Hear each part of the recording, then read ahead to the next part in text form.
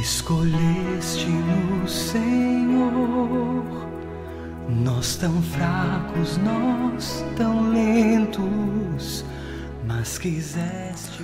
Trechos do livro Deus ou Nada. Entrevista sobre a fé, com o cardeal Robert Sará. Como a Igreja pode ultrapassar as montanhas de compreensão que se levantaram depois da encíclica Humanae Vitae de Paulo VI, publicada em 1968, a posição entre a moral cristã e os valores dominantes das sociedades ocidentais é ainda transponível? Resposta.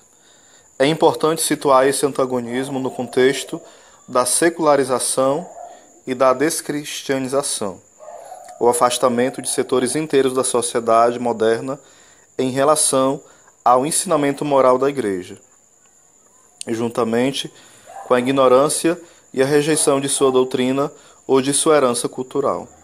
Há um conjunto complexo que devemos ter em conta, uma indiferença diante de Deus que excede o simples problema das regras morais. Penso que os sacerdotes e os bispos devem expandir tesouros de pedagogia, tendo cuidado de não se refugiar em apresentações dogmáticas demasiado sábias, ou seja, devem ser claros, para que se compreenda que as questões sexuais não resumem a mensagem da Igreja. Hoje, o modelo de Francisco deveria grandemente ajudá-los. Por isso, a Igreja deve permanecer vigilante diante do desregramento dos valores, que leva à confusão entre o bem e o mal. Em nossas sociedades relativistas, o bem se torna o que agrada e convém ao indivíduo, desde quando incompreendido ou desprezado. O ensinamento moral da Igreja é rejeitado como a emanação de um falso bem. As mídias contribuem muitas vezes em desacreditar voluntariamente a posição da Igreja, em falseá-la ou ficam silenciosas. O discurso dominante procura sem cessar apresentar a ideia de uma Igreja atrasada e medieval, como ignoram a Idade Média, que recusaria se adaptar à evolução do mundo, hostil a descobertas científicas e engelhada nos velhos ideais. Isso é o que a mídia quer passar, mas é uma grande mentira. Diante dessas torrentes de lama, é preciso estar firme e lúcido, não ser ingênuo, ser irrepreensível, orar e permanecer em união com Deus. Como não agradecer a Paulo VI pela sua coragem com a encíclica Humanae Vitae?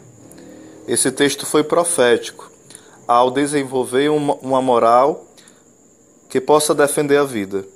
Apesar das múltiplas pressões no seio da mesma Igreja, o Papa via-se delinear o horizonte funesto do que João Paulo II nomeou a cultura da morte. Não esqueço as violentas críticas das quais foi objeto ao recusar abdicar dos princípios elementares da vida. Em seguida, João Paulo II prodigalizou um ensinamento muito rico sobre o corpo humano e a sexualidade. Aqui eu abro parênteses para dizer que aqui é a catequese sobre a teologia do corpo, mas também é o livro Pessoa e Ato, o livro Amor e Responsabilidade, Sexualidade e seu Significado, tantas outras pronunciamentos. São João Paulo II trouxe uma grande riqueza em sentido teológico, em sentido também antropológico a respeito da sexualidade. Apesar do respeito da qual era objeto, particularmente depois de suas intervenções decisivas para libertar os povos da Europa do Leste do jugo da ditadura comunista, quantas críticas acerbas não se levantaram contra sua visão de moral? Ele compreendera que a Igreja não devia dar-se por vencida. Com sua firmeza, obedecia a Jesus que disse a Pedro: "E tu, quando tiveres voltado, confirma os teus irmãos." Lucas 22:32.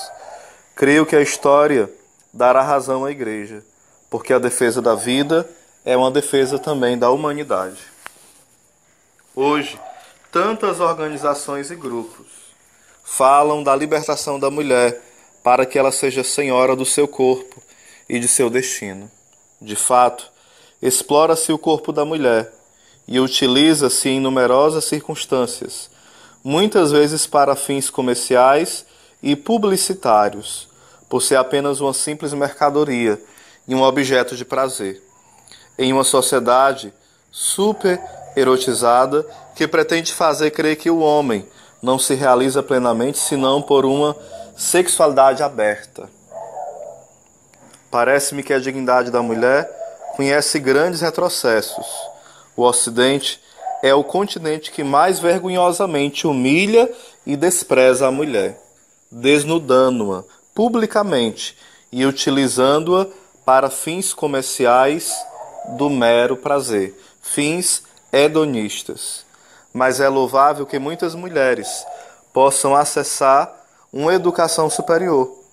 Igualmente, o direito de votar foi-lhe dado de forma demasiadamente tarde na Europa. É importante também que a mulher possa exercer um trabalho compatível com a maternidade. No entanto, o Ocidente se engana em suas ilusões quando acredita que o liberalismo moral permite um progresso da civilização, como pretender que a pornografia de livre acesso, mediante os novos meios de comunicação e sua visão abjeta da sexualidade. No entanto, santa em si, difundindo-se em toda a sociedade, inclusive entre os mais jovens, seja exemplo de um mundo avançado? Será que é isso, um mundo avançado? Como compreender que as grandes agências da ONU, que dizem lutar pelos direitos do homem, não se batam vigorosamente contra a poderosa indústria do sexo na Europa e nos Estados Unidos? Como entender isso? Todas essas trevas são a expressão de um mundo que vive longe de Cristo, sem o Filho de Deus. O homem está perdido e a humanidade não tem mais futuro.